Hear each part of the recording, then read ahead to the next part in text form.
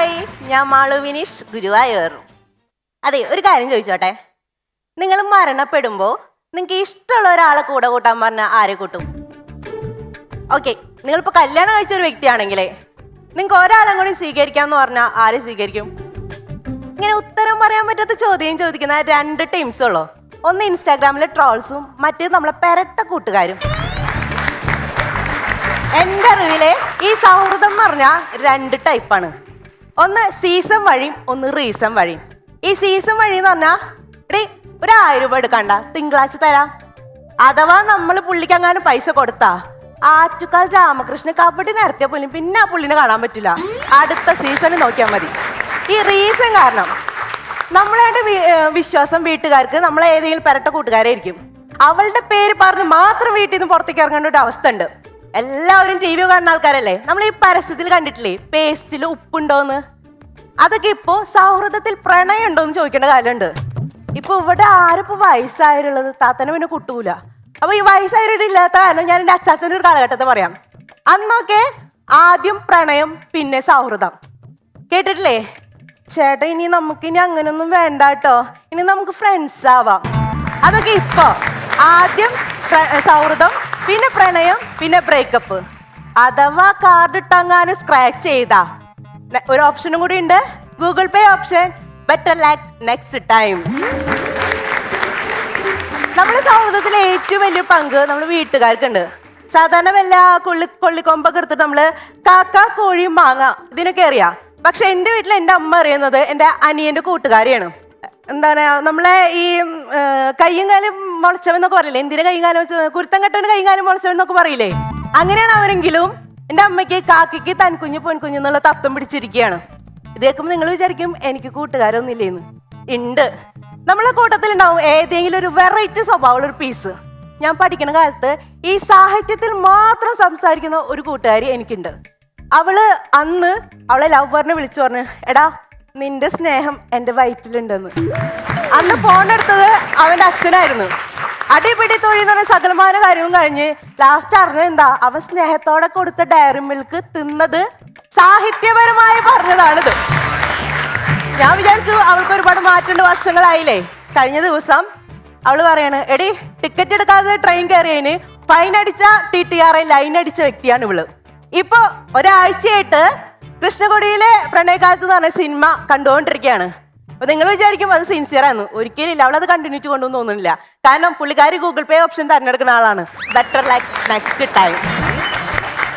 എൻ്റെ പണ്ടത്തെ ഇപ്പോഴത്തെ കാലം എന്ന് വെച്ച് കഴിഞ്ഞാൽ ഞാൻ എപ്പോഴും അന്ന് ഞങ്ങൾ തൃശ്ശൂർ ഭാഷയിൽ പറയുകയാണെങ്കിൽ തുപ്പലടിച്ച് ജീവിക്കുന്ന ഒരാളാണ്. എന്ന് വെച്ചാൽ ചുമ്മാ വളവള സംസാരിക്കണത്. ഇപ്പൊ ഇത്രയും കാലമായിട്ട് എനിക്കൊരു മാറ്റില്ല എന്നുള്ള തെളിവാണ് ഞാൻ ഇപ്പോഴും നിങ്ങളുടെ മുമ്പിൽ നിൽക്കുന്നത്. ഇപ്പൊ കഴിഞ്ഞ ദിവസം എൻ്റെ ഒരു കൂട്ടുകാരൻ ഷിഹാബ് ഇൻസ്റ്റയിൽ മെസ്സേജ് അയച്ചു, ഡേ ഞാൻ ഗൾഫിലാണ്, ഞാൻ ഒരു ഫിലിപ്പീനെ കെട്ടി ജീവിക്കാന്ന്. ഇംഗ്ലീഷ് ഭാഷ ചൊവ്വയും ചെയ്യില്ല, വായിക്കാനും പറയാൻ അറിയാത്ത ആള് ഫിലിപ്പീനെ കെട്ടി ജീവിക്കണ്. അവിടെ ഞാൻ ചോദിച്ചു, നിനക്ക് ഇംഗ്ലീഷൊക്കെ അറിയോ? ഫിലിപ്പീന് ഭാഷ ഒക്കെ അറിയാൻ ചോദിച്ചപ്പോൾ അവൻ പറയാം, ചവർ കൂട്ടിയിട്ട് പോലും ഇപ്പൊ ഞാൻ ഇംഗ്ലീഷ് പറയില്ല പറക്കിയിട്ട്, പക്ഷെ ഫിലിപ്പീന് ഭാഷ പഠിച്ചിട്ടില്ല. ഞാൻ ചോദിച്ചു, എടാ നിങ്ങൾ തമ്മിൽ എങ്ങനെയാണ്? റൊമാൻസിന് എന്തിനാടി ഭാഷ? പിന്നെ എനിക്ക് അങ്ങനെ ദേഷ്യം വരുമ്പോ ഞാൻ അവള് മലയാളത്തിൽ തെറി പറയും, അവള് ഫിലിപ്പീനിൽ തെറി പറയും. പിന്നെ ഞങ്ങൾക്ക് തമ്മിൽ ഭാഷ അറിയാതുകൊണ്ട് പ്രത്യേകിച്ച് വിഷമമൊന്നും ഇല്ലല്ലോ. അപ്പൊ ഇവരെ ഇതൊക്കെ കണ്ടപ്പോ ഞാൻ വിചാരിച്ചു, ദൈവമേ അപ്പൊ എന്റെ എല്ലാ ഫ്രണ്ട്സുകൾക്കും അപ്പൊ എന്ത് ചെയ്യായിരിക്കും? നിഷ, സരിത, ജിൽജോ, അമീർ എന്ന് പറഞ്ഞ സകലമാന കൂട്ടുകെട്ടുകളും പറക്കിക്കൂട്ടി ഒരു +2 കൂട്ടായ്മ ഗ്രൂപ്പ് ഞാൻ ഉണ്ടാക്കി.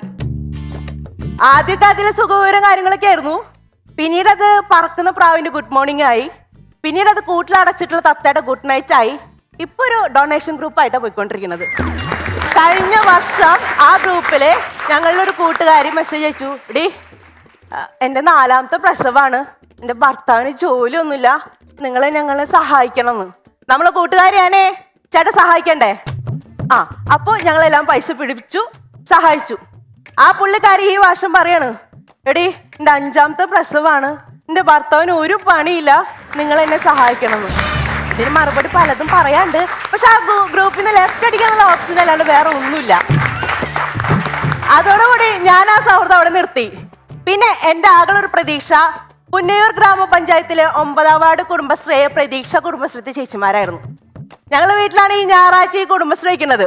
അപ്പൊ അതിലുള്ള പിരിവും ചർച്ചകളും കാരണം പെണ്ണുങ്ങളെ കലപ്പില കാരണം എന്റെ ചേട്ടൻ പറയും എനിക്ക് ഈ പെണ്ണുങ്ങളെ സൗണ്ട് ഒന്നും കേൾക്കാൻ പറ്റില്ല എന്നാണ് പുള്ളിയാണ് വണ്ടി എടുത്താണ്ട് പോകും. ഈ മനുഷ്യൻ പുള്ളിയുടെ 10ാം ക്ലാസ്സിലത്തെ കൂട്ടസമ്മേളനം എന്നൊക്കെ പറഞ്ഞിട്ട് എന്നെ സ്കൂളിലേക്ക് വിളിച്ചോണ്ടായി. എന്റെ ചേച്ചി കേൾക്കണം, 10-30 പെണ്ണുങ്ങളുടെ നടുക്കെ കൈ നോക്കാൻ കാക്കാനും കുത്തിരിക്കണം പോലെ ഒറ്റയിരിപ്പ്. എന്നിട്ട് പെണ്ണുങ്ങളെ കലപ്പില വർത്താനം. ഇതിനും ഭേദേ ഞങ്ങളെ കുടുംബശ്രീ ഏരിയാസാ. ഈ സൗഹൃദമൊക്കെ കഴിഞ്ഞ് വീട്ടിലെത്തിയപ്പോ പുള്ളിക്ക് ഭയങ്കര മാറ്റം. എന്ന് വെച്ചാൽ നമ്മള് സൂര്യൻ കാലത്ത് ഉദിക്കുമ്പോ അസ്തമിക്കണ വരെയുള്ള ഒരു മാറ്റം ഉണ്ടല്ലോ, അതേപോലെ പുള്ളിയുടെ വാട്സപ്പ് ഡി പി നോക്കിയാൽ കാലത്ത് മാനത്ത് നോക്കി നിൽക്കണത്, ഉച്ചയ്ക്ക് ഒരു കൈ താടിക്ക് കൊടുത്തിക്കണത്, വൈകിട്ട് പുറം തിരിഞ്ഞു നിൽക്കണത്. ആരെ കാണിക്കാനാണ്? ഉള്ള കാര്യം പറയല്ലോ, എന്റെ ചാറ്റ് വാട്സപ്പ് സ്റ്റാറ്റസും നമ്മളെ ഷോ ഡയറക്ടർ ഹരിസാറിന്റെ വാട്സപ്പ് സ്റ്റാറ്റസും ഒരുപോലെയാണ്. കുർള എക്സ്പ്രസിനുണ്ടാവില്ല ഇത്രയധികം പോകികള്. ഇങ്ങോട്ട് പോലെ മനുഷ്യൻ സ്റ്റാറ്റസ് ഇടുന്നേ. കഴിഞ്ഞ ദിവസം ഞാൻ പറഞ്ഞു, ചേട്ടാ ഒന്ന് റേഷൻ കടയിൽ പോയിട്ട് അരി വാങ്ങിക്കൂ. ചേട്ടൻ അപ്പൊ സ്റ്റാറ്റസ് ഇട്ടു, എന്താ ഭക്ഷ്യധാന്യങ്ങളുടെ നാട്ടിലേക്ക് ഒരു യാത്ര. ഇത് കണ്ടു കഴിഞ്ഞാൽ പുള്ളി ആന്ധ്രാപ്രദേശിലോട്ട് പോയി അരി വാങ്ങി കൊടുക്കാൻ വന്നു. എങ്ങോട്ടാ? റേഷൻ കടയിൽ അരി മണ്ണെണ്ണ വാങ്ങിക്കാൻ പോവാ. നേരം വെളുത്താ പോലും അറിയാത്ത മനുഷ്യൻ ഇപ്പൊ സൂര്യ ഉദിക്കുന്നതിന് മുമ്പ് അലാം വെച്ചിട്ട് ഗ്രൂപ്പിൽ ഗുഡ് മോർണിംഗ് വിടും. എന്നോട് പോലും ഇന്നേരം ഗുഡ് മോർണിംഗ് പറഞ്ഞിട്ടില്ല. ഞാൻ തന്നെത്താൻ സൂര്യനെ കണ്ട് എണീറ്റോളണം. അപ്പൊ ഞാനിത് ചോദിച്ചപ്പോ പുള്ളി പറയാണ് നിനക്ക് സംശയമാണ് എന്ന്. ഇപ്പൊ എന്തിനു പറയുന്നു? സംശയമൊന്നും ഉണ്ടായിട്ടല്ല കേട്ടോ. ചേട്ടൻ ഗ്രൂപ്പിൽ നിന്ന് ലെഫ്റ്റ് അടിച്ചു. ഇപ്പൊ പുള്ളിക്കും സൗഹൃദമല്ല എനിക്കും സൗഹൃദമല്ല. പക്ഷേ കഴിഞ്ഞ ദിവസം പുള്ളിയുടെ ഫോണിലൊരു ഗ്രൂപ്പ് ഞാൻ കണ്ടു. താത്ത എന്താണെന്നറിയൂ?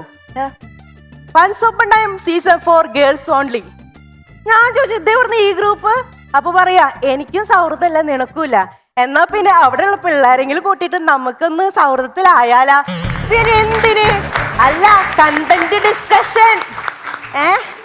സത്യത്തില് ഞാൻ ഇങ്ങോട്ട് വരാനുള്ള ഡേറ്റ് ഞാൻ മറന്നാലും പുള്ളി അത് ഓർത്ത് തലേദിവസം തന്നെ എന്റെ തുണിയൊക്കെ പറക്കി കൂട്ടി ഉറക്കൊളിച്ചിരുന്ന് കാലത്ത് ചായ ഉണ്ടാക്കി വണ്ടിമ കയറി കുത്തിരിക്കും.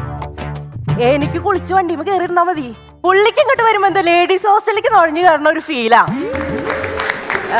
ഒന്നും തോന്നരുത് കേട്ടോ. എനിക്ക് രമേശ് ചേട്ടനോടും നമ്മളെ ടീംസിനോടൊക്കെ പറയാനുള്ള, എനിക്ക് തോന്നുന്നു ഇത് രചനയ്ക്കും ഡയാനയ്ക്കും താത്തയ്ക്കൊക്കെ ഉള്ളൊരു പറയാനുള്ള ഒരു ആഗ്രഹമാണ്.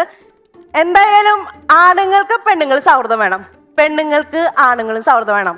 എന്നാ പിന്നെ അടുത്ത പ്രാവശ്യം കുറച്ച് ആൺപിള്ളേരെ ഇങ്ങോട്ട് കൊടുന്നാല് വേണ്ടേ ഞങ്ങൾക്ക് ഇങ്ങോട്ട് വരാനൊരു interest. Thank U.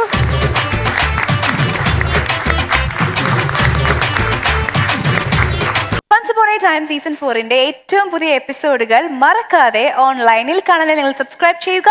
Ramesh Pisharody entertainments on YouTube.